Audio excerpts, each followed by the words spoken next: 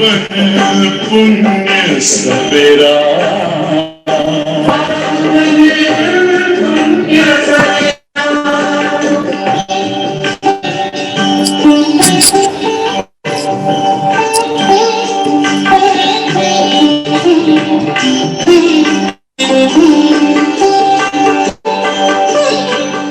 तुम हो कौन, कहाँ से आए, अपने आप को जानो,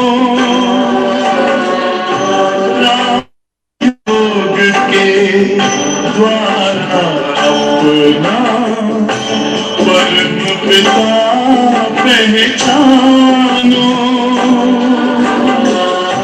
इसी राजपथ पर चलकर तुम पालो अपना बसेरा।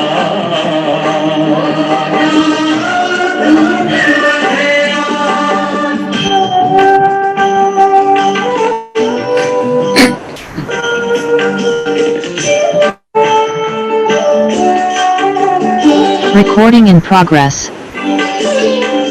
तुम हो आत्मा तन से प्यारे, परमात्मा को प्यारे, दिव्य गुणों को धारण करके योगी बनो दुलारे, ज्योति बिंदु ही तोड़ेगा ये माया मोह घेरा।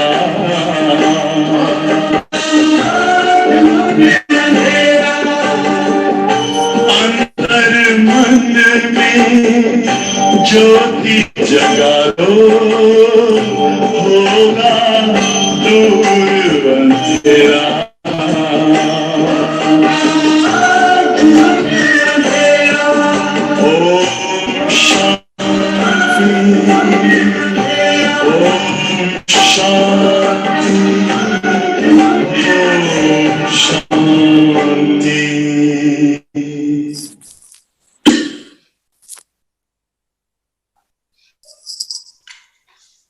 ओम शांति, ओम शांति, ओम शांति। ओम शांति। ओम शांति।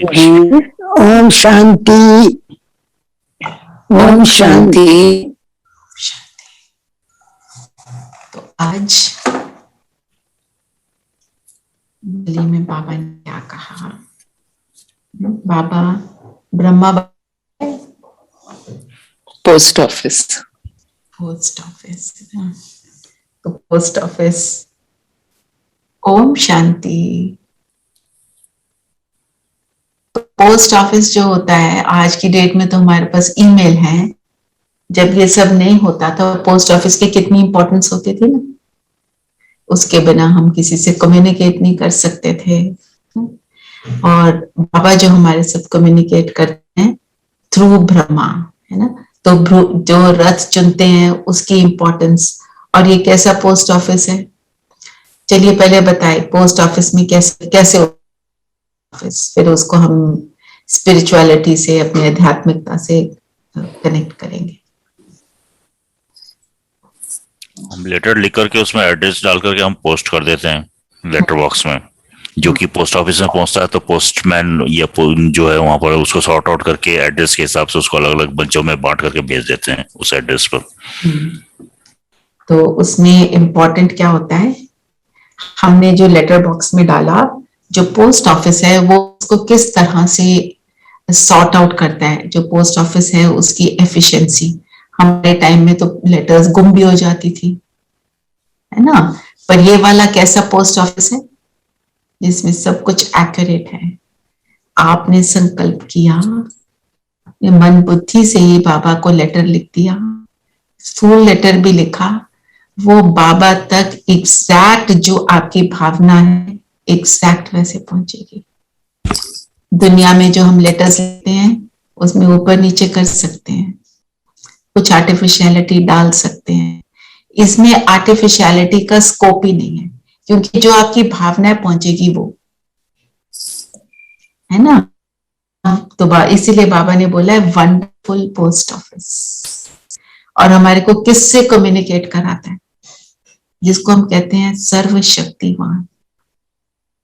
कितनी हाई एनर्जी आती है सोच करी। सर्वशक्तिवान से हम कनेक्ट होते हैं, जिसको हमने क्या सोचा पता नहीं सुनता है कि नहीं। मैं तो रोज मंदिर में जाके हाथ जोड़कर आती हूँ। वो आज मेरी एक एक बात, एक एक भावना को समझ रहा है, क्योंकि वो पोस्ट ऑफिस रेडी है।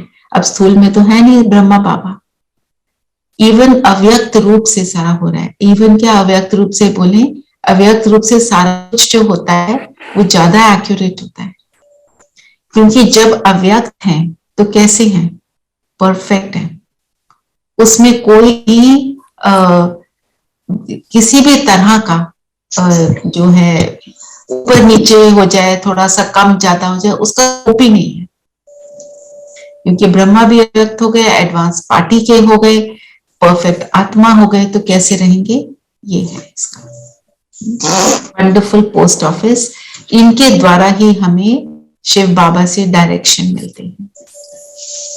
जब हम योग करते हैं तो होता है ना, कभी कभी कोई बहुत पावरफुल थॉट आता है। वो क्या होता है? परमात्मा की टीचिंग।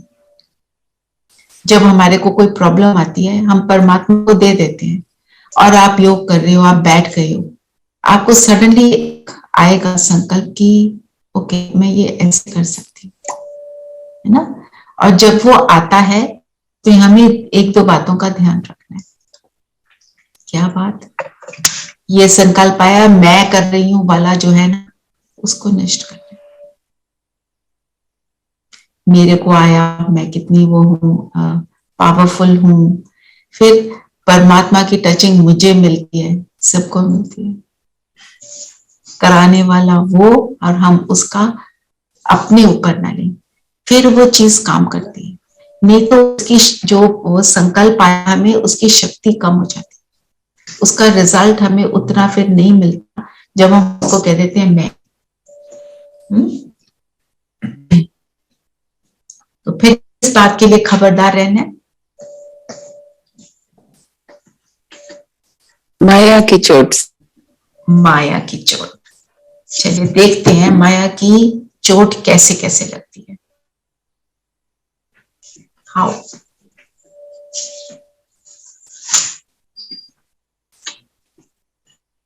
ना बताएं। माया की चोट तो आकर्षक बन करके आती है हमारे सामने और हमें गलत काम करवाती है हमारे से। फिर कभी सुनहरे रूप में भी बन करके आती है, फिर कभी हमारे विवेक को बदल देती है वो आकर के। करेक्ट। जब हम सोचते हैं कि ये मेरा है, मैंने किया, ये भी माया है। ये रिश्तों में उलझा देती है। हैं जी? रिश्तों में उलझा देती है। रिश्तों में उलझा देती है। और कैसे आती है? मोह के संबंधों में उलझा देती है, मोह के धागों में। मोह के धागों में उलझाती है। प्रैक्टिकल रूप में देखो कहाँ कहाँ आ जाती है। हाँ कुमकुम में 5 विकार रावण की जब आ जाती है। हाँ सब में आपने ठीक बताया, मोटा रूप बताया। थोड़ा सूक्ष्म रूप मेरे को कैसे आती है, हम कैसे एकदम उसमें फंस जाते हैं। जैसे आपने बोला, मैं कहती हूँ मैंने किया, एक तो ये हुआ, और पास्ट की बातों में चले जाते दीदी। हैं जी? पास्ट की बातों में कभी कभी चले जाते, व्यर्थ में चले जाते हैं। जैसे हमें जो बाबा कहते हैं ना, तुम्हें पता नहीं चलता, चूहे का एग्जाम्पल बाबा देते हैं ना, तो वो कब होता है? हम अगर अवेयर हो जाते हैं ना, आप सब शेयर करते हो, तो उससे क्या होता है, दूसरे को भी रियलाइज होता है हाँ मेरे साथ भी ऐसा होता है। और कैसे आती है माया? दीदी जब अटेंटिव नहीं होते, खबरदार नहीं होते हम लोग, जब हम माया के चक्रों में सोए होते हैं तभी माया अटैक करती है। माया के चक्रों में सोए होते हैं। कैसे? अमृत वेले से शुरू कर लो। अमृत वेले में कैसे आ जाती है? ठंड है, चलो थोड़ी देर और 5 मिनट ब्लैंकेट में घुस जाओ भी। घुस जाओ। और कैसे आती है माया? कभी कभी तो सिर्फ मन को बोलते हैं कि बाबा बोल रहे हैं, हम तो बाबा के बच्चे हैं, बाबा ही बोल रहे थोड़ा और सो जाओ। है ना, ऐसे पता चलता है ना हम सब करते हैं ये काम, है ना। और कैसे आती है? योग में रहते रहते योग में आ जाती है और कहते हैं कि हम योग में हो गए, ध्यान बिल्कुल आ गया जी। जी, जबकि हम सो रहे होते सर। ये भी बहुत होता है। जी और सोचते हैं तो शांति में चले गए, बड़ा अच्छा योग था मेरा। जी और जब मुरली सुन रहे हैं, शुरू सुबह से करा ना, अमृत वेले का करा, मुरली सुन रहे हैं, कितनी मेरी अटेंशन रहती है, कितना मेरा ध्यान भटकता है, वो भी माया है ना। जिस समय जो सा पीरियड है उस पर फोकस करना ना, जैसे दीदी हमेशा बताते हैं, मैथ का पीरियड आप इंग्लिश पढ़ना शुरू कर दो तो फिर तो रिजल्ट नहीं मिलेगा मुरली के समय। और फिर रिविजन करते हैं, रिविजन में तो हम किसी तरह अलर्ट हो ही जाते हैं क्योंकि इंटरएक्टिव है। और बताएं, फिर दिन में आप अपने रूटीन में आ गए, क्या करती माया उस समय? हमने बाबा को बुलाना है ना खाने से पहले, बहुत भूख लगी है, चलो बाबा जल्दी से मैं तो खाने लगी जाते हैं फिर कई दफा। और एक दो बाइट याद रहा, उसके बाद बाय एवरीवन। बाबा को एक बाइट खिलाए, उसके बाद मेरा, है ना, हमारा हो गया। बाबा को जो बीच में बेंच करते हैं उस टाइम पे, जो बीच में, हाँ उसमें तो करते ही नहीं है, उसका तो कोई रूटीन नहीं है ना, तो उसमें भूल जाता है कि बाबा को तो यहाँ पे भी बुलाना था। और अगर याद रखेंगे तो बेंच करना बंद कर देंगे, क्योंकि बाबा हमारे को उल्टा काम करने नहीं देगा, माया ही कराएगी ना। और माया क्या है, मेरी कमजोरी है ना, मेरी चलो थोड़ा सा खा लो, थोड़ा सा फ्रूट खा लो, थोड़ी सी मिठाई खा लो, इतने से कुछ नहीं होता, ऐसे करके। और बात हमारे को एक सिस्टर ने बताई, रमा दीदी है, बहुत अच्छी ट्रेनिंग करती है। वो कहते हैं जो ब्राह्मण है ना, वो अपने राइट टाइम पर खाते हैं, सारा दिन बीच में खाते रहना वो ये काम नहीं करते। क्यों?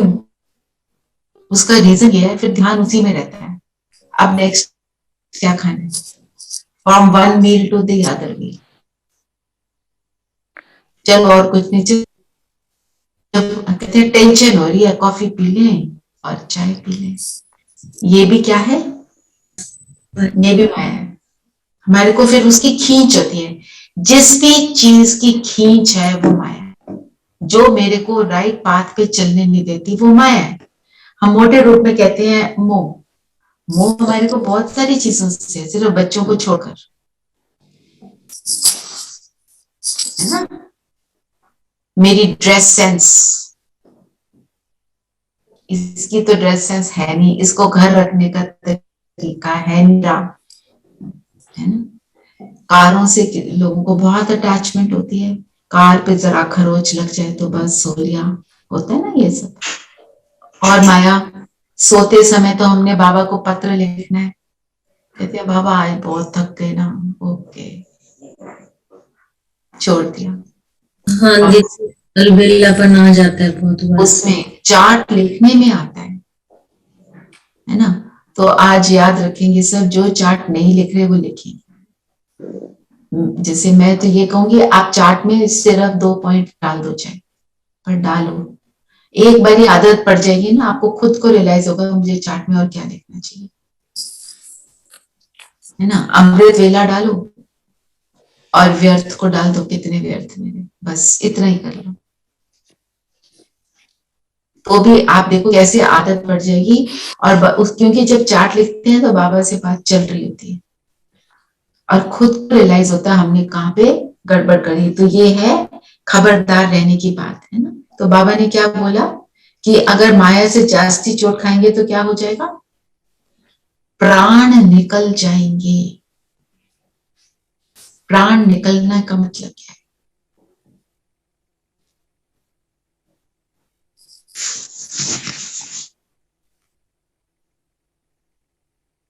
बाबा के साथ कनेक्शन टूट जाएगा। जब प्राण निकलते हैं माना सांस आना बंद हो गया, जो ऑक्सीजन मिलती है ना, तो ऑक्सीजन को हम सोचते हैं ना, हमारे शरीर को क्या बोलता है, सेल्स को रिजुविनेट करता है। तो हमारी मुझ आत्मा को कौन कैसे रिजुविनेशन होती है आत्मा की? बाबा से होती है ना। हाँ, बाबा से। तो जो चीज मुझे बाबा से बेमुख करती है उससे मेरे प्राण निकल जाते हैं। हम ओवर ईटिंग कर रहे हैं, बोलते हैं बाबा को पता है ना मेरे को ये बहुत टेस्टी लगता है, इट इज ओके, बाबा देख रहे हैं, है ना। ये सारी बातें जब आ जाती हैं तो प्राण निकल जाते हैं। क्योंकि फिर वो चीज मुझे बार बार खींचेगी, रोज खींचेगी, और वो एक चीज नहीं खींचेगी, उसके साथ कनेक्टेड 1000 और चीजें होंगी, वो भी खींचेगी। कौन सी? अब आपने ओवर ईट करी। अब मैं छोटा सा एग्जाम्पल लेती हूँ जो हम कभी कर लेते हैं। गाजर का हलवा बना है, बहुत टेस्टी है, चलो एक चम्मच और खा लेते। एक चम्मच से क्या होता है, खा लिया, पेट भारी हो गया, ठीक है, हेवीनेस आ गई, एसिडिटी हो गई, डॉक्टर को फोन किया, दवाई खाई, बाबा को याद करने की बजाय अपने इलाज में लग जाएंगे, तो क्या होगा? इलाज तो करना पड़ेगा ना।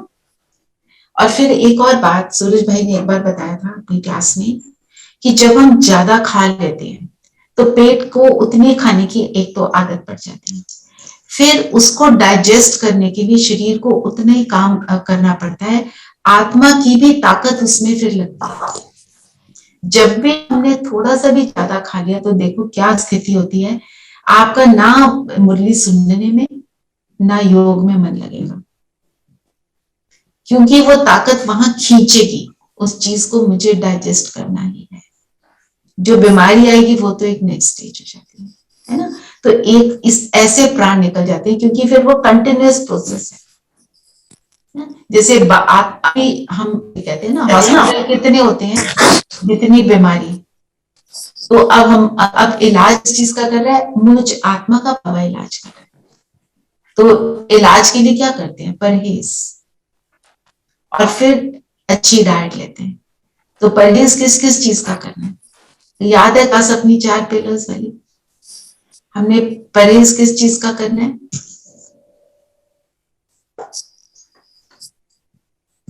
व्यर्थ बातों का, खाने पीने का भी है, लोभ नहीं करना, खाने पे लोभ नहीं लाना, किसी तरह डिसिप्लिन, डिसिप्लिन, है ना। और न्यूट्रिशन क्या देंगे? देवराज भाई आप कुछ कहने लगे हैं क्या? मेरा भी वही कहना था कि व्यर्थ के संकल्पों का हमने ये करना है, व्यर्थ का। और एक और सबसे बड़ी बीमारी आजकल क्या है, अनुमान लगाना, हाय ये हो जाए, है ना। अगर होगा वो तो तब देखा जाएगा, अनुमान लगा लगा के हम अपनी स्थिति को डाउन कर लेते हैं, कहीं ऐसा ना हो जाए, फिर हम उस चीज को इनवाइट करते हैं, हम उसको एनर्जी देते हैं ना, इसलिए वो व्यर्थ के संकल्प ही हुए ना, वो व्यर्थ में ही आता है, करेक्ट। वो तो आता तो व्यर्थ में ही है, पर हम ज्यादातर व्यर्थ के लिए कई बार सोच लेते हैं पास्ट, पर एक्चुअली आगे की चिंता करना भी व्यर्थ है, पर चिंतन करना भी व्यर्थ है। और पर चिंतन पास्ट की बातों में पर चिंतन, ऑफ कोर्स हमें सोच इमेजिन नहीं करना चाहिए ये हो जाएगा, पर अगर थोड़ा सा प्लानिंग ना करो तो जब सिचुएशन आए then it becomes very difficult. तो plan and full stop, you have to I mean foresee कि ये सिचुएशन हो सकती है, ये सिचुएशन हो सकती है, so let's stay a little ready for it, right, like we are so a little ready, fine, doomsday, let's say, or whatever, so that way. so हमें सिर्फ plan, we need to be ready but not dwell on it, and we Not keep dwell on dwelling, it. keep हाँ। dwelling on it, that is उसी में लज गए। ऐसे ही तो बाबा कहते हैं ना, प्राण निकल जाते हैं, है ना। और बाबा ने क्या बोला, निकल जाते हैं, और क्या क्या होता है बताइए, मुरली में क्या लिखा है?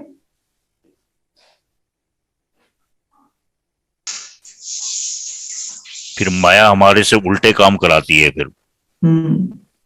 और बाबा ने क्या बोला, पद भी नहीं मिलता, जी, पद भ्रष्ट हो जाते हैं और ये सबसे निकृष्ट काम है। सबसे निकृष्ट काम है। और बाबा को ऐसे बच्चों पर तरस पड़ता है कि मैं कितना कुछ दे रहा हूं और बच्चे क्या कर रहे हैं।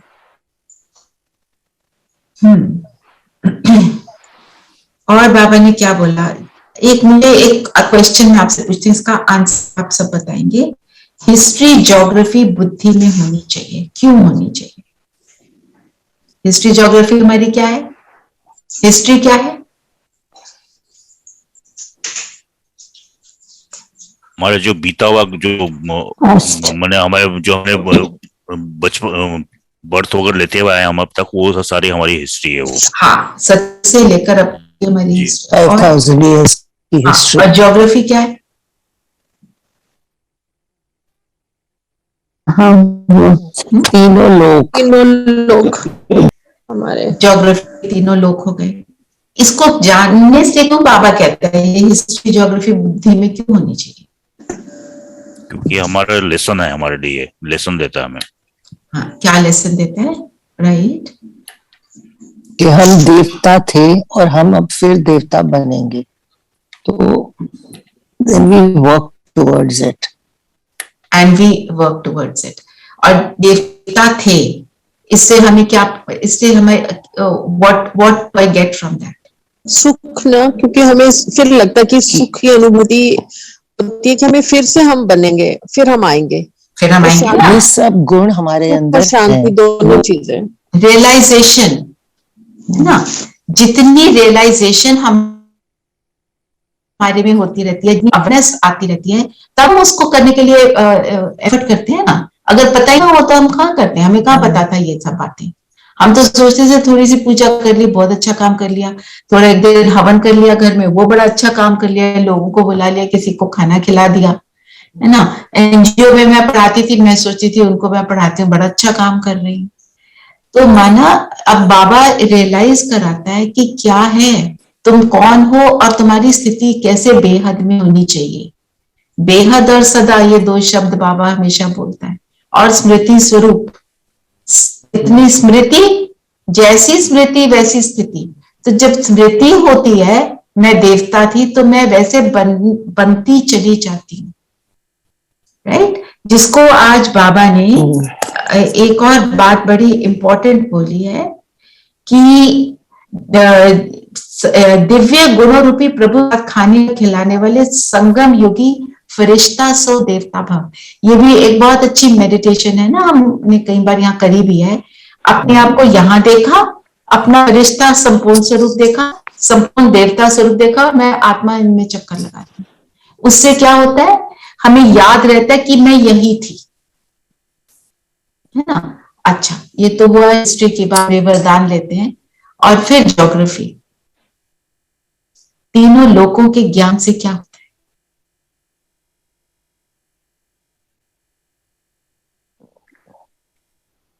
पता हम सबको है, थोड़ा सा just give it a thought. क्योंकि जब हम सोचते हैं ना, मुरली का चिंतन करते हैं ना, उससे जो है बुद्धि क्लियर हो जाती है, बहुत सारी चीजें हमारे को क्लैरिटी आती है और फिर योग अच्छा लगता है।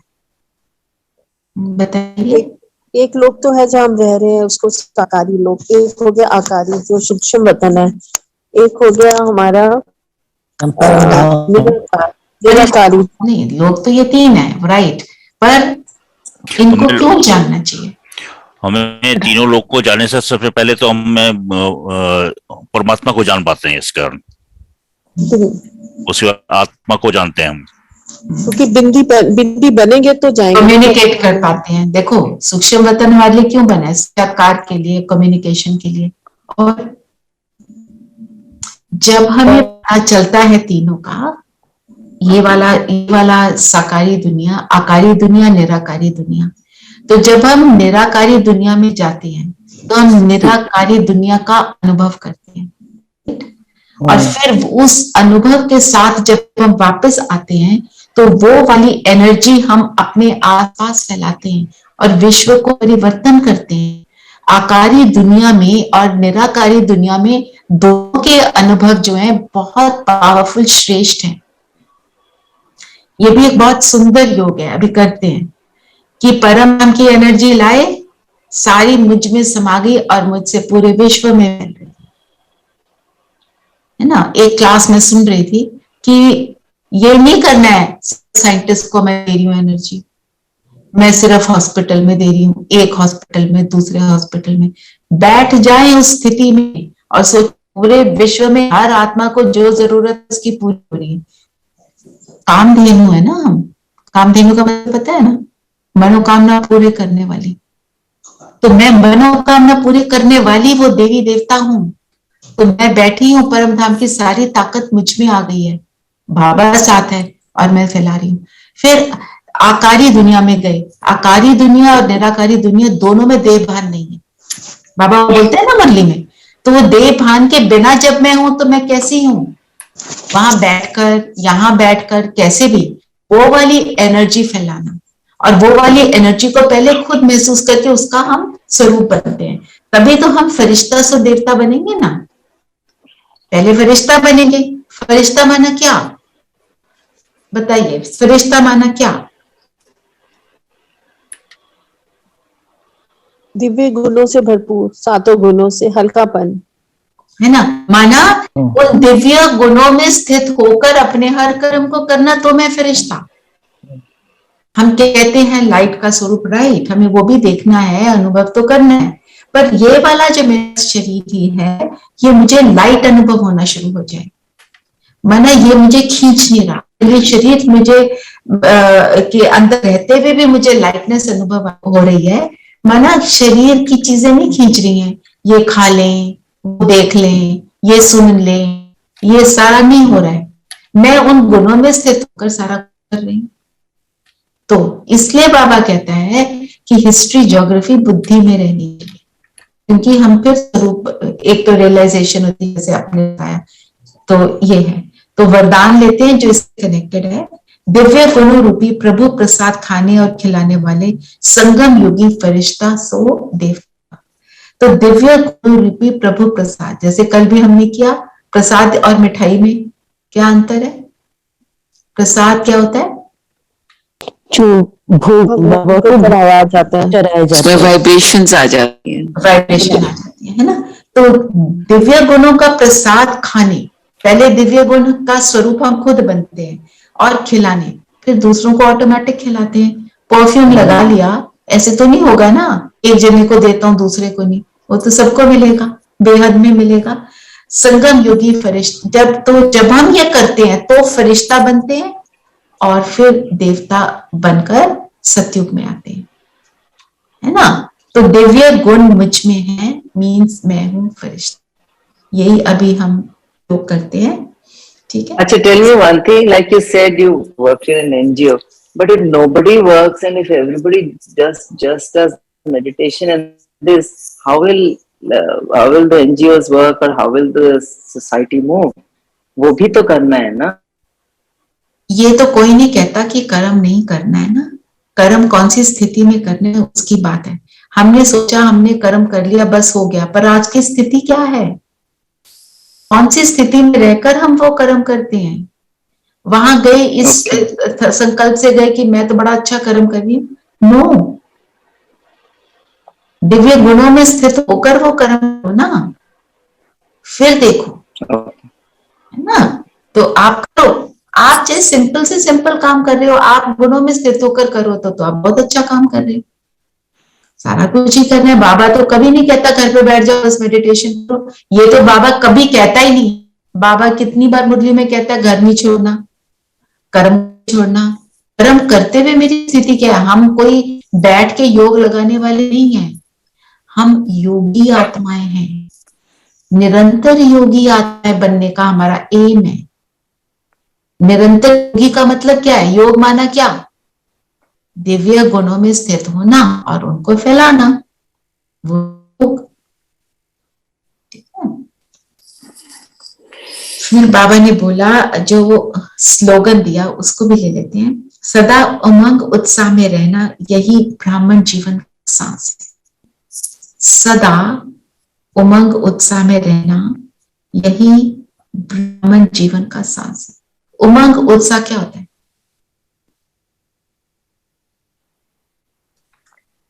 हैप्पीनेस, हैप्पीनेस, है ना, उल्लास, खुशी में रहना, खुशी उल्लास। खुशी में रहना।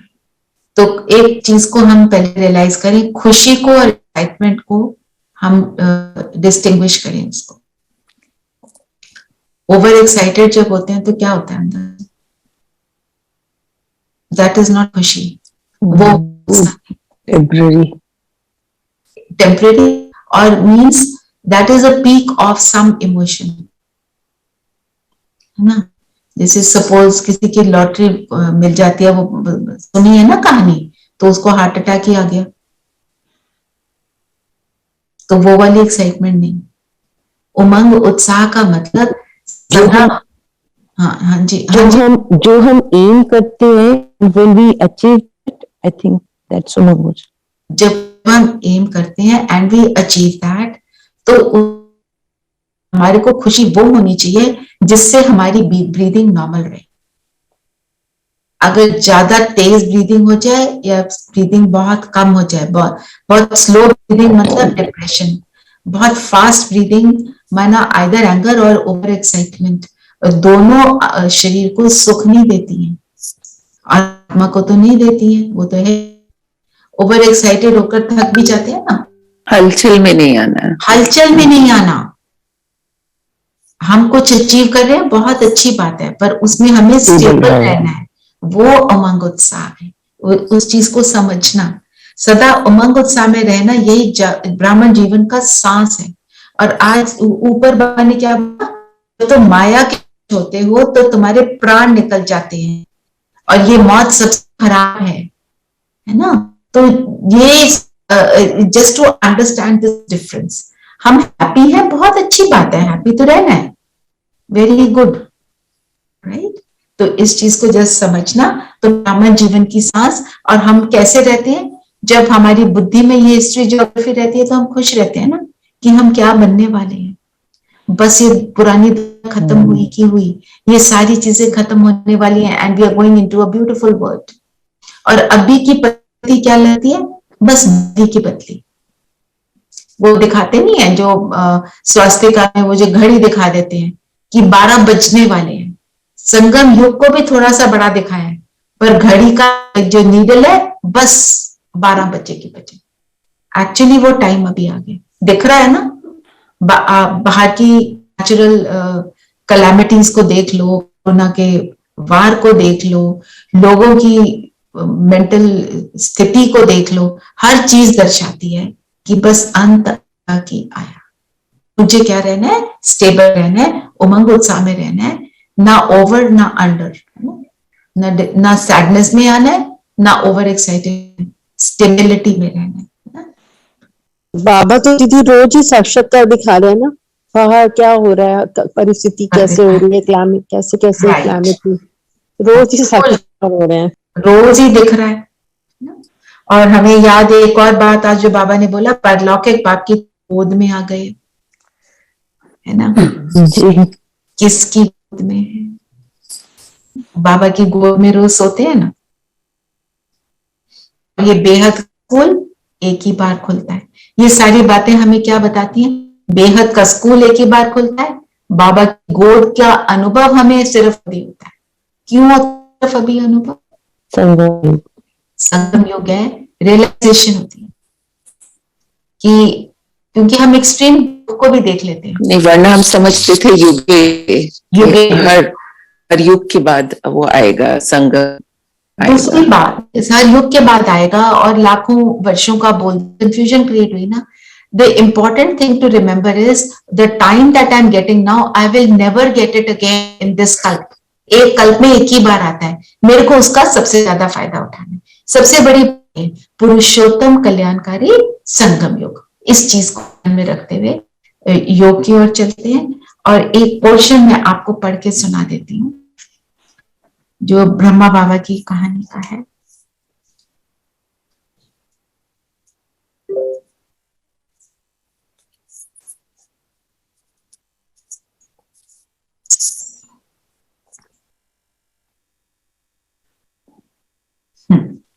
तो जो छोटे बच्चे आए थे ब्रह्मा बाबा के स्कूल में, 350-400 बच्चे थे, छोटे छोटे बच्चे थे। तो जो बड़ी बहन थी वो उनको पढ़ाती थी, तो स्कूल भी गया था। तो उसका टाइटल है छोटे बच्चों में भी मोह नष्ट और संस्कार परिवर्तन। बच्चे अपने पुराने संस्कारों के कारण चंचल होते ही थे। चंचलता को जब हम ठीक नहीं कर सकती थी तो बाबा से कहते, बाबा ये बहुत तंग करते हैं, अब क्या करना चाहिए? पढ़ाती थी ना टीचर्स, इन्हें कैसे सुधारा जाए? बाबा कहते थे इन्हें कभी भी मारना पीटना नहीं, इन्हें पीटना गोया हिंसा करना। बच्चे जिस प्रकार की भूल करते हैं, आप उस भूल से होने वाली हानि का उन्हें ज्ञान दो। जो बुराइयां उनमें हैं, उन्हें छोड़ने से क्या लाभ होगा, ये बात उन्हें भली भांति समझाओ। यदि उनकी कोई उचित मांग है तो उसे पूरा करो। आप उनके मन को प्यार और ज्ञान द्वारा जीत लो तो फिर वे आपके चलेंगे। उन्हें ये भी समझाओ कि फ्लो कर्म करने से मनुष्य पाप बनता है, जिसका फल मनुष्य को यहाँ धर्मराजपुरी में दंड के रूप में भोगना पड़ता है। इस प्रकार उन आदतों को सुधारो, मारो मत। तो माना जो भी चेंज करें, सबसे powerful tool for changing somebody क्या होता है?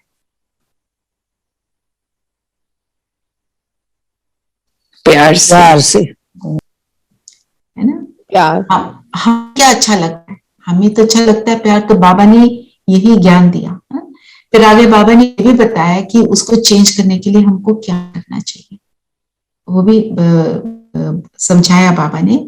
पर पहले प्रेम से समझाना। मैं आपको अपना जो एक्सपीरियंस बताती हूँ। जैसे शुरू में बच्चे जब छोटे होते हैं तो बाहर की बात सुन लेते हैं तो उसको रिपीट करते हैं, है ना? तो माय सन, वो घर में जो हेल्प थी ना, वो लड़का 2 वर्ड्स बोलता था, साला एंड उल्लू का बेटा, है ना? तो दोनों शब्द उसने बोलने शुरू कर दिए। बोला ये बिल्कुल नहीं बोलते। तो ही आस्क्ड मी कि क्यों बोले, what is wrong with it? So साला एक्सप्लेन कि पापा का साला जो है ना, तो तुम्हारा मामा है। सो ही सेड वो तो मुझे बहुत अच्छा लगता है, तो मैं क्यों ना बोलूं? तो मैंने वो समझाया ना कि वो आपके मामा जी हैं, तो आप मामा बोलोगे, ऐसे क्यों बोलना? ये वाला वर्ड अच्छा नहीं होता। ज्यादा उसको समझ नहीं आया, ना ही उसको एक्चुअल रीजन उस समय बता पाई। फिर टोका पठा मैंने उल्लू दिखाया, तो कहता बहुत सुंदर वर्ड है, तो इसमें क्या खराबी है भाई? तो मैंने बोला ये ना उल्टा काम करता है, दिन को सोता है, रात को जागता है, इसलिए उल्लू बोलते हैं। माना उसको समझाने से उसको समझ आया। अगर हम ऐसे ही बोले, थप्पड़ मारे और बोले ऐसे नहीं करना, जो हमने सीखा spare the rod and spoil the child, उसमें क्या होता है, वो डर के मारे नहीं करता, बाहर जाके वही करेगा, क्योंकि समझ नहीं आया। तो बाबा ने यही बताया कि आप उनको समझाओ कि इससे आपका कैसे पाप कर्म बनता है, और मारना नहीं है। जो हाथ उठाते हैं वो तो उन्होंने पूरा मना किया। बाबा कहते थे इन बच्चों ने घर छोड़ा है, अब यहाँ हॉस्टल में ही इनका आवास निवास है, अतः ये भी इनका एक प्रकार का त्याग है। इनकी बुद्धि तथा कर्म इंद्रियों का पूर्ण विकास नहीं हुआ। ये बड़े मनुष्य से बहुत सी अच्छी बातें, ये बड़े मनुष्य से बहुत सी अच्छी बातों में अच्छे भी हैं। आप इन्हें आत्मिक दृष्टि देकर इन्हें समझाएंगे तो इन पर शीघ्र प्रभाव पड़ेगा। भी यदि ये अधिक चंचलता करते हैं तो जो प्यारी चीज है वो थोड़ी देर के लिए बंद कर दो। जैसे कहते हैं ना चॉकलेट नहीं देना, ऐसे वाला। इसी प्रकार चंचल करने वाले बच्चे का जिस बच्चे से अधिक प्यार होता था, उससे बात करने के लिए भी उसे मना कर दिया जाता था कि अपने फ्रेंड के पास जब तक तुम सुधरते नहीं हो तब तक इस बच्चे से तुम्हें बात करने की मना है। इस प्रतिबंध से तंग आकर बच्चा शीघ्र ही सही रास्ते पर आ जाता था। इसके अतिरिक्त बाबा ने एक युक्ति ये भी बताई, जो बच्चा उद्धार अधिक चंचलता करता हो उसे क्लास में अलग एक कोने में बैठा दो, उससे मत बोलो। हम ऐसा ही करती थी, उसकी पढ़ाई पर तो ध्यान देती थी परंतु उसे अलग बैठा देती थी। ऐसे भी वे सुधर जाएंगे। सो इसमें मोस्ट इम्पॉर्टेंट बात जो मुझे लग रही है कि एक तो ऑफ कोर्स जो दीदियां हैं उनकी भी आज्ञाकारिता और आत्मिक दृष्टि से उनको देखना। जब ऐसी हम स्थिति में होते हैं तो दूसरा हमारे को सुनता है, तो हम भी उसी की प्रैक्टिस में अभी हैं। ठीक है, बाबा का प्यार दर्शाता है, बाबा का डिसिप्लिन, बाबा की आत्मिक दृष्टि, बाबा कैसे हर चीज में स्टेबल रहते थे। चंचलता है वो तो बच्चे करेंगे ही, पर बच्चे को कैसे समझाना है ये भी बोला, बच्चे बड़ों से कई चीजों में अच्छे हैं। चलिए अब योग करते हैं, सभी कंफर्टेबल होकर बैठ जाइए।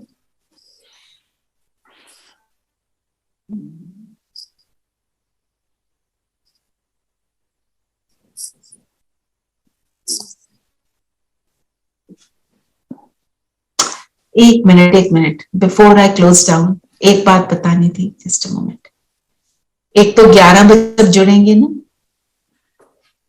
जुड़ेंगे। जी दीदी। दूसरी बात, कल से 16, 17, 18 मधुबन से वो भट्टी चल रही है, तो 8 घंटे का योग चल रहा है। तो आपको प्रोग्राम में पोस्ट हो जाएगा ग्रुप में, शायद ऑन स्पिरिचुअल जर्नी में तो पोस्ट हो भी चुका है, आप लोगों को भी मैं कर दूंगी। तो उसमें आप भी उस भट्टी में पार्टिसिपेट करो। ठीक, अगर आप चाहते हो कि हम भी जुड़े रहें तो लिंक से जोड़ के मैं आपको स्क्रीन शेयर कर दूंगी, सो दैट ये 7 to 8, बाकी समय नहीं, 7 to 8 का जो हमें हमारा समय उसमें हम मिलेंगे, पर मैं बोलूंगी नहीं, जो मधुबन से आ रहा है हम उससे जुड़ेंगे, मधुबन हेडक्वार्टर से हमको जुड़ना है। That will be nice. Yeah. ठीक है, हम जुड़ जाएंगे पर भट्टी करेंगे। ठीक है, मैं 1 मिनट आपको प्रोग्राम पढ़ सुनाती हूँ।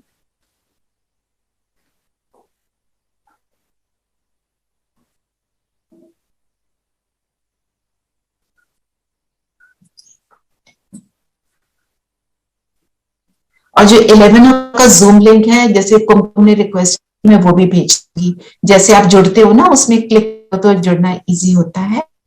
तो वो तो सेम ही है ना शायद, जिसमें हम अभी जुड़ते हैं, वो नंबर और meditation password, I think that's the same same है।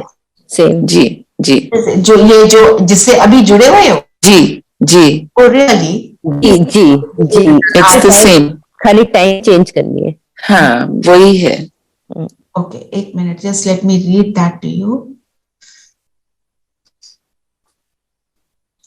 आई just wanted to see 7 to 8 क्या है, मुझे ऐसे नहीं है,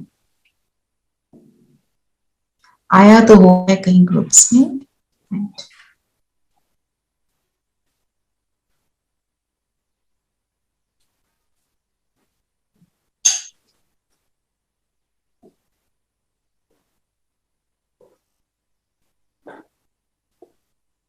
I'm not able to find it, but I know it is there. So anyway, I will turn this. आप चाहते हो कि आप 6 बजे सब मुरली सुनते हो? दीदी सुनते जी हो ना? दीदी जी। ना? तो जब मैं मुरली से कनेक्ट होंगी ना, उसी समय कनेक्ट हो जाएंगे। ठीक है, मुरली भी इकट्ठा सुन लेंगे। जी दीदी मैं रीड करूं, वो ऑन स्पिरिचुअल जर्नी पे है। हाँ प्लीज, हाँ 1 minute. Just send it to me also. अच्छा, आई नो वो है, मेरे को मिल नहीं रहा। एक्चुअली टॉपिक नहीं, अभी इधर शीतल दीदी ने वो भी डाल दी 11 बजे डाल वाली। दिया, हाँ जी हाँ जी, आप डाल दोगे? हाँ। और एक और आपको इन्फॉर्म करना चाह रही थी कि 4 o'clock मैं थोड़े दिन के लिए रोज मुरली का सिर्फ एक पॉइंट लेके डिस्कस करूंगी, जो नए आए हैं ना, जो नए जुड़े हैं थोड़े से, तो जस्ट फॉर 5-7 मिनट्स एक पॉइंट आपको मिलता ही है, पर वो करेंगे और फिर उसके बाद योग करेंगे जस्ट 15 मिनट्स। अगर आप में से कोई जुड़ना चाहे तो मोस्ट वेलकम, लिंक में भेज। नहीं दीदी, दिस इज डिफरेंट। ये कोई सुनीत किसी ने भेजा है, सुनीत साथी, वैल्यूज वर्कशॉप नहीं, वो नहीं डिफरेंट। आप भेज देंगे, पर जो मुरली का टाइम है उसमें हम जुड़ेंगे। ठीक है, तो आप जब भी हम इकट्ठे होंगे, उससे ये रहेगा, आपका जो रूटीन है रोज मिलने का वो बना रहेगा, पर मेरा उसमें कोई बोलना नहीं होगा, ना ही सबका ऐसे इंटरेक्शन होगा। सिर्फ ये है, एक बन जाएगा, जैसे धीरेन भाई ने भी उस दिन बोला इकट्ठे मिलते हैं तो एक बन जाता है कि करना ही है, नहीं तो थोड़ा आलस आ जाता है ना, चलो कर लेंगे ये बात नहीं कर लेंगे, ताकि वो 2 घंटे तो हम इकट्ठे बिताएंगे, बाकी दिन का पूरा स्केड्यूल आपके पास होगा, यूट्यूब पर भी होगा, आप करते रहे जो जितना कर सके। साइलेंस में रहना। 18 जनवरी को तो बाप दादा मिलन होगा ही। 18 जनवरी हमारा मोस्ट इंपॉर्टेंट डे होता है, आपको पता ही। उस दिन को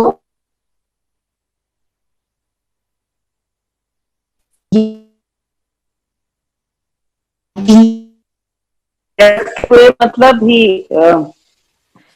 आई डिडंट गेट यू। क्या मतलब? व्यर्थ हुए मतलब ही he left his body Shiv Baba he left his हाँ he left his body Okay. और वो सूक्ष्म वतन वासी बन गए। ठीक है ना, जब तक वो अभी जन्म लेंगे वो सूक्ष्म वतन में ही है ब्रह्मा बाबा, है ना। वो एडवांस पार्टी, उनके साथ जो जो आत्माएं परफेक्ट बन चुकी हैं वो एडवांस पार्टी के रूप में। चलो सब कंफर्टेबल हो गए। Like last year, will we send to एक- ORC? दीदी लास्ट ईयर की तरह क्या हम 18 को ORC के लिए कुछ भेजेंगे? आप you want to be a part of it? Yes. और कोई है जो wants, because फ्रूट तो वहां हमको भेजना है, हाँ जी। और जो भी कोई जितना भी आप कुछ करना चाहते हो मेरे को तो भेजना ही है वहां पे। जिसने भेजना है वो मुझे पेटीएम कर दे, जितना करना है पर्सनली आई विल मेरे को भेज दो, क्योंकि मैं फ्रूट खरीद कर वहां बेचने वाली हूँ। हमारा इकट्ठा चला जाएगा, नहीं तो अलग अलग इतने सारे लोग पहुंचेंगे, पेट्रोल भी वेस्ट, टाइम भी वेस्ट, राइट। तो एक फ्रूट वाला है हमारा, हम उससे सारा ले लेते हैं going for a और फिर वहाँ vacation. भिजवा देते हैं। तो वो जो इसमें जुड़ना चाहता है जितना हो मोस्ट वेलकम, पर पहले मुझे पर्सनल मैसेज भेज देना ताकि मैं अपने पेटीएम को चेक कर लूं कि मिला नहीं मिला, और आपका ऐसा इधर उधर ना हो जाए। ठीक है, मोस्ट वेलकम। जिसने करना है जितना करना है, नो प्रेशर फॉर एनीथिंग, और अभी नहीं करना कभी और करना है वो भी ठीक है, जब करो मोस्ट वेलकम। चलिए सभी कंफर्टेबल होकर बैठेंगे।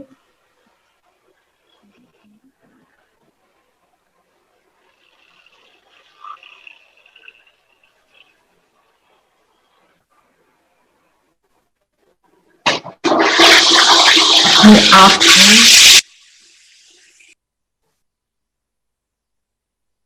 बिल्कुल स्थिर कर देंगे।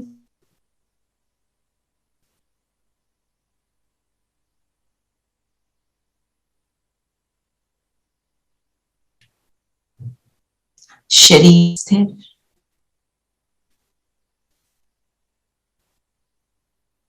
सारी बातों से मन बुद्धि को हटाते हुए अपना ध्यान माथे के बीच केंद्रित करेंगे।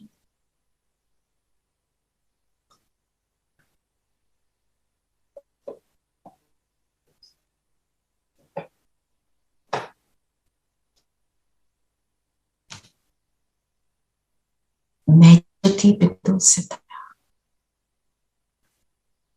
ब्रेन के सेंटर में चमक रहा हूं।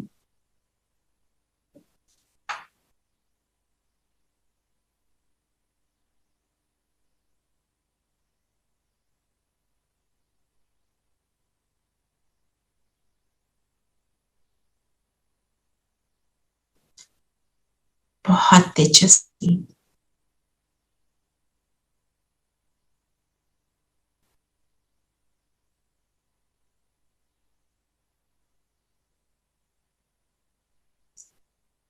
इतना पावरफुल, जैसे पूर्णिमा का चांद।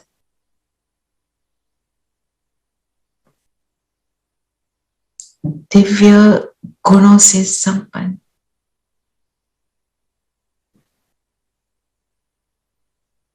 सातों गुणों की दिव्य किरणें मुझ आत्मा से निकल निकल कर चारों ओर फैल रही।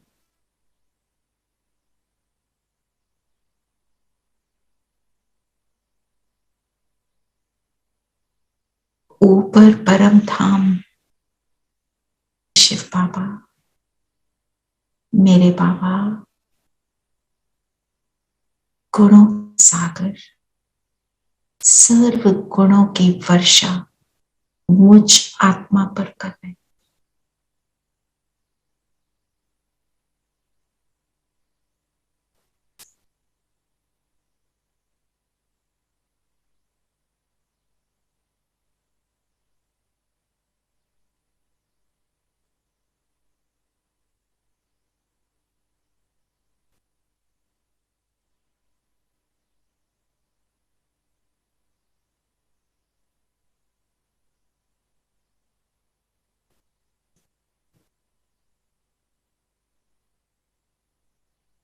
मैं आत्मा बहुत शक्तिशाली अनुभव कर रही हूँ,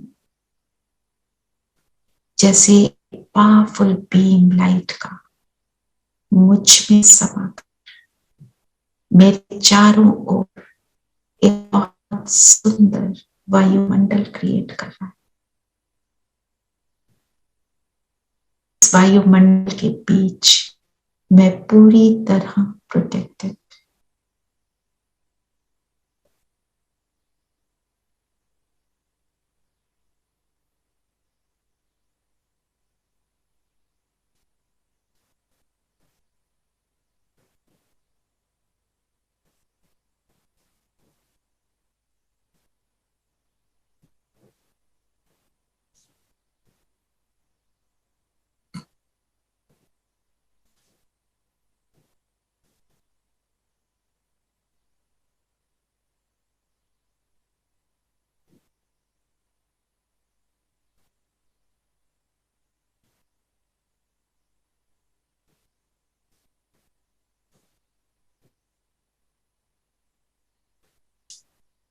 इस ऑरा के बीच में कोई बाहर की एनर्जी का प्रभाव मुझ पर पड़ नहीं सकता।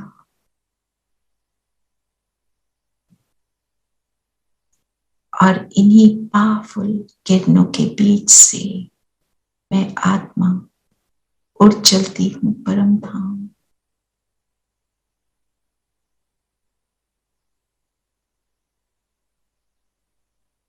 परम धाम को अनुभव करें, यहाँ की शांति, यहाँ की साइलेंस।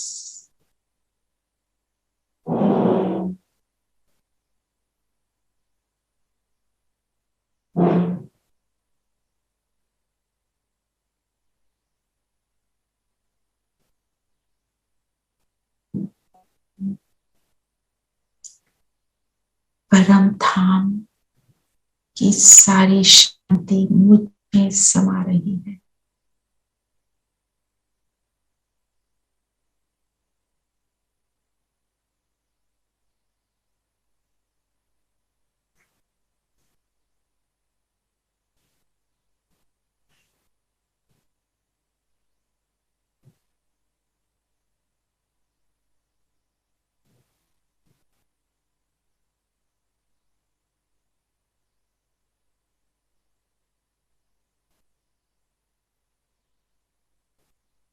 शिव बाबा, गुणों के सागर, मैं शिव बाबा के बिल्कुल समीप। और अब अनुभव करें एक एक गुण, एक एक शक्ति मुझ में समाती जा रही है।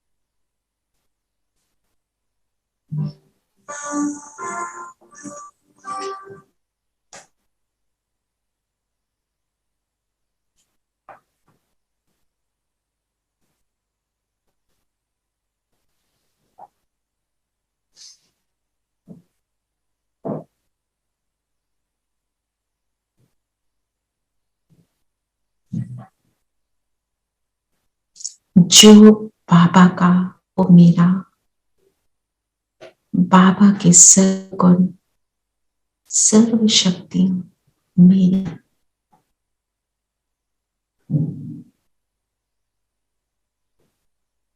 मैं आप समान स्नेह के सागर के समान, स्नेह से संपन्न, शांति से संपन्न, सुख, पवित्रता,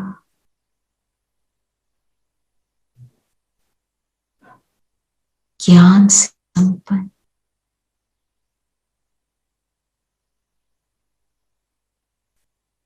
आनंद का अनुभव कर रही हूं, आनंद स्वरूप बन रही हूं।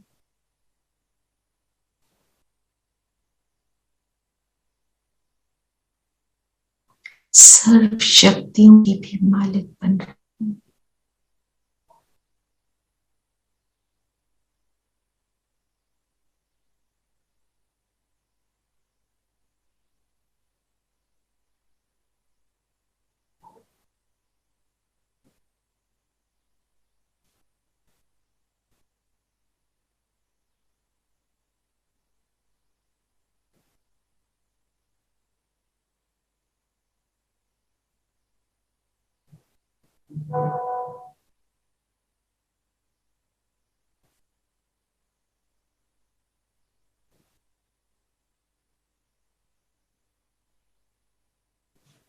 इस शक्तिशाली सुख अनुभव को स्वयं में समाते हुए अब मैं वापस नीचे आ रही हूं, अपने स्थूल शरीर में।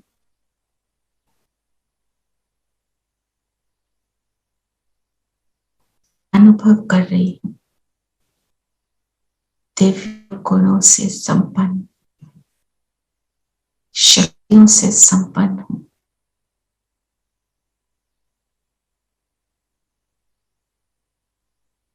मैं रिश्ता होने का अनुभव कर रही हूं। देखें अपने सामने एक साइड पर मेरा संपूर्ण फरिश्ता स्वरूप, लेफ्ट साइड पर लाइट का स्वरूप, शक्तिशाली, रहम दिल, गुणों का स्वरूप, और मैं आत्मा इसमें प्रवेश करती।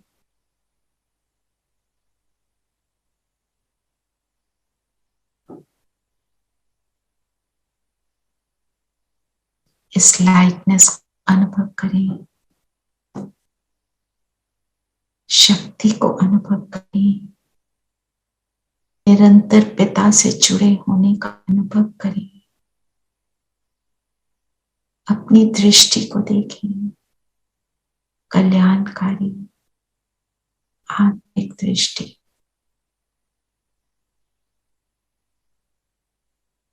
कैसे इतना शक्तिशाली मैं अनुभव करती कि कोई बात का मुझ पर प्रभाव नहीं, मेरी गुण और शक्तियों का प्रभाव पूरे विश्व पर पड़ रहा।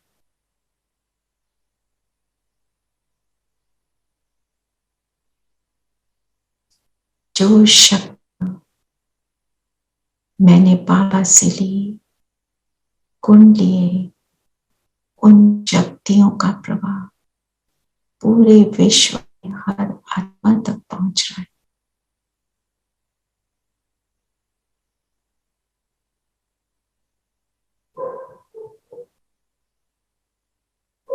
और वे सभी आत्माएं हम सब की ओर दुआएं भरपूर भेजते जा रहे हैं, हमसे उनकी ओर और उनसे हमारी ओर एक दुआओं का लेना देना, एक दुआओं का कम्युनिकेशन आरंभ हो चुका है।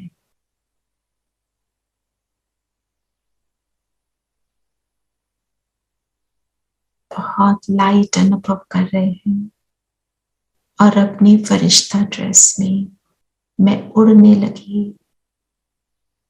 आकाश में बैठ जाएं, एक स्थान फिक्स कर दें और बैठ जाएं।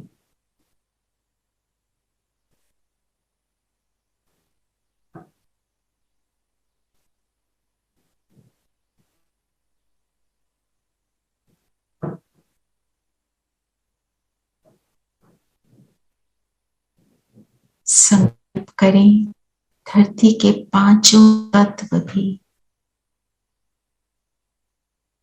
इन गुणों और शक्तियों के भाव को अनुभव कर रहे हैं।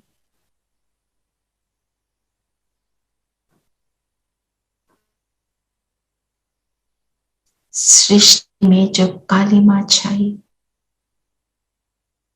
वो काली मां भी समाप्त हो रही।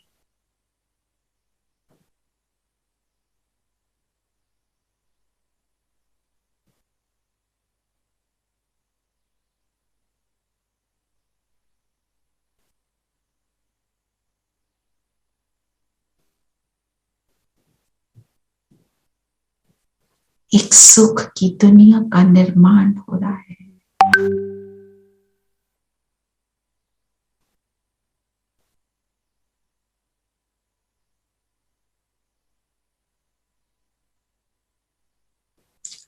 आ जाए वापस अपने स्थान पर, स्थूल शरीर के सामने ये फरिश्ता, और अब मेरी राइट साइड पर, मेरे शरीर की राइट साइड मेरा संपूर्ण देवता स्वरूप है। देखें उसको, कंचन काया, हाथ दातापन का स्वरूप में,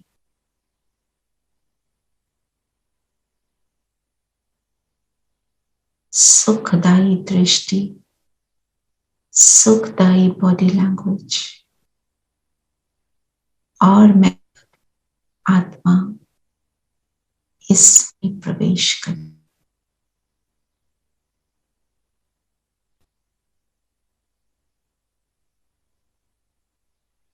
मेरे सारे देवताई संस्कार इमर्ज हो चुके हैं।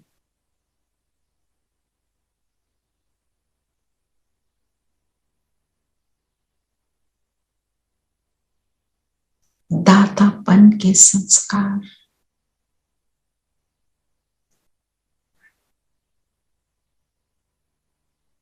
संतुष्टता के संस्कार,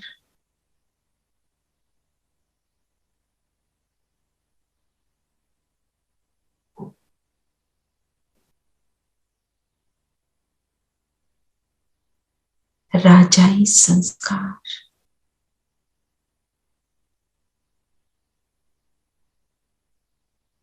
स्थिरता धैर्यता के संस्कार,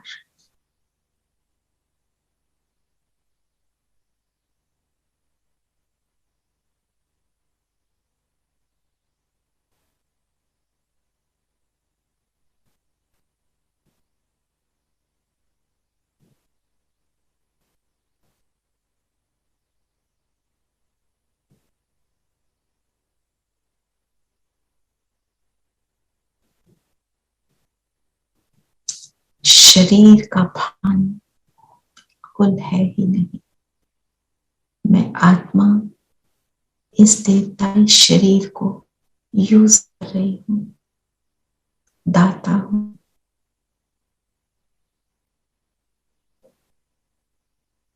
और अब वापस अपने ब्राह्मण तन में आ जाएं। मैं श्रेष्ठ ब्राह्मण,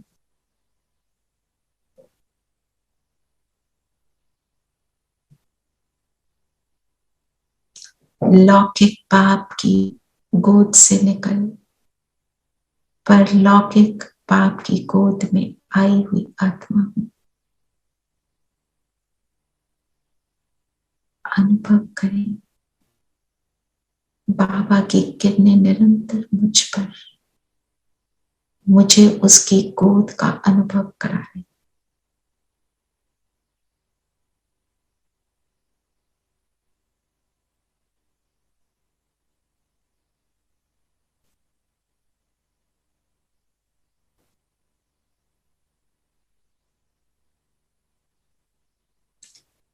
इन किरणों में झूलने वाली, सुख के झूले में झूलने वाली मैं श्रेष्ठ ब्राह्मण आत्मा।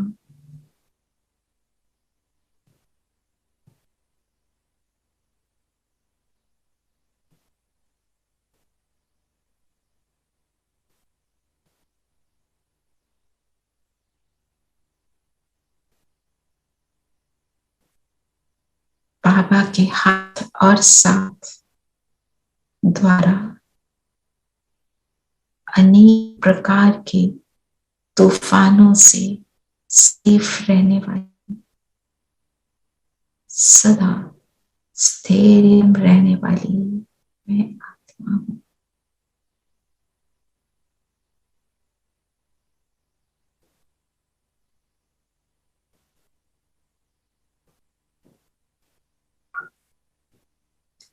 संगम युगी ब्राह्मण,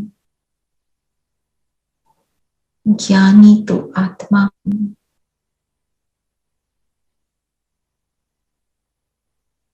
जैसे मेरा पिता सच्चित आनंद स्वरूप, मैं भी सच्चित आनंद स्वरूप।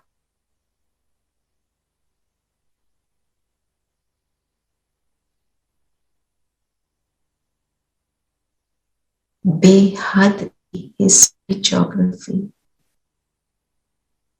बुद्धि में रखती हूं। अति इंद्रिय सुख को अनुभवती हूं, क्योंकि दुख और सुख की भेंट करती हूं।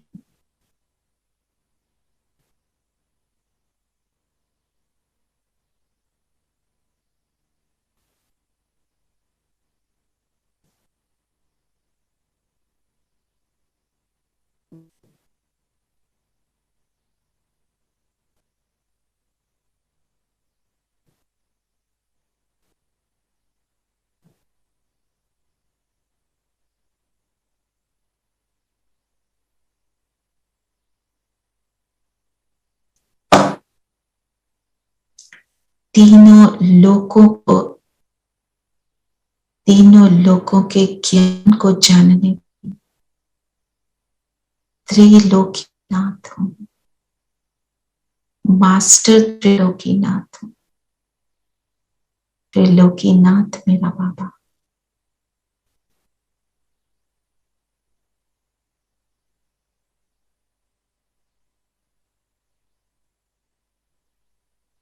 और चल पड़ी वापस परम धाम, बाबा के बिल्कुल समीप, बाबा का सानिध्य, बाबा का साथ, हाथ, और समा जाएं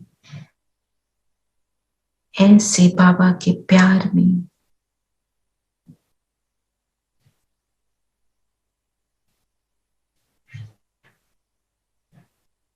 जो मुझे धरने के आकर्षण से पार ले जाता है,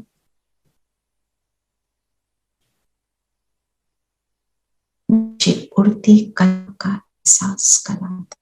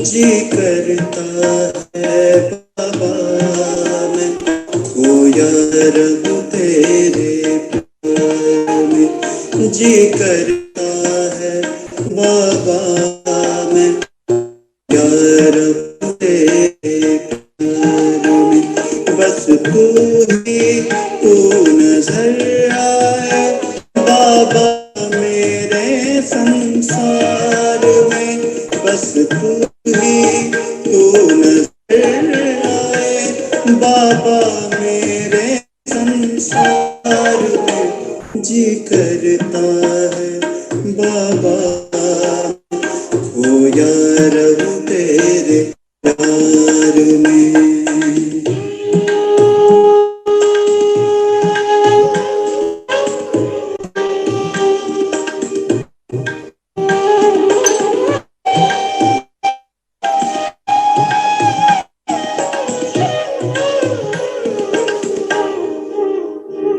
तू ही मेरा सच्चा साथी जीवन का आधार है,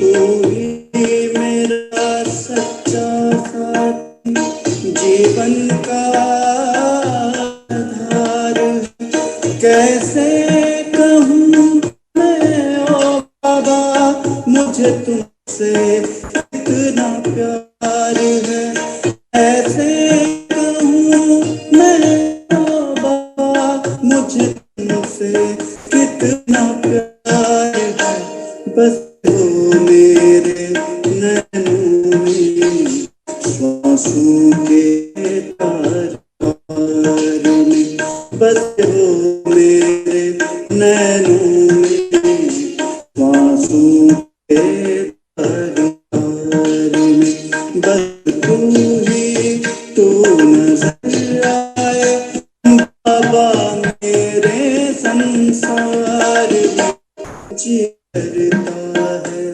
बाबा मैं खोया रहूं तेरे प्यार में, जी करता है बाबा मैं खोया रहूं तेरे प्यार में।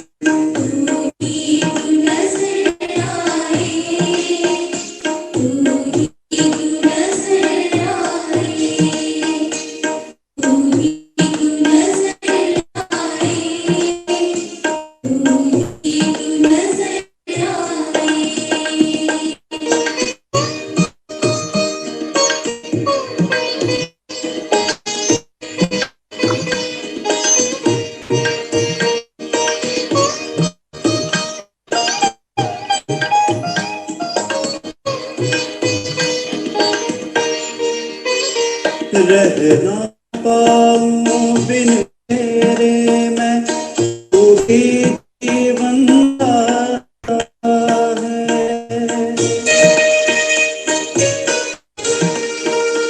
रह ना पाऊं बिन तेरे मैं, तू ही जीवन दाता है, मेरा बाबा यही गीत दिल गाता है, मेरा बाबा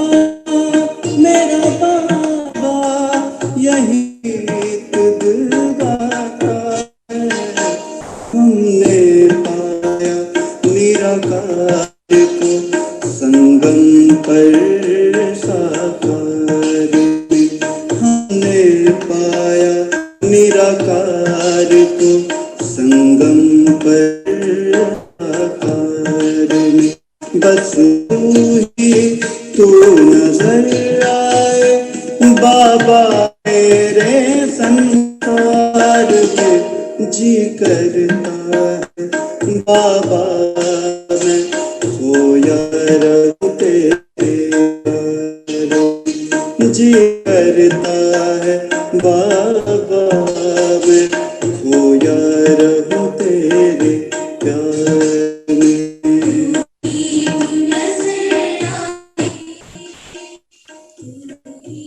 अब हम परधाम से नीचे उतरेंगे, अपने शरीर में आ जाए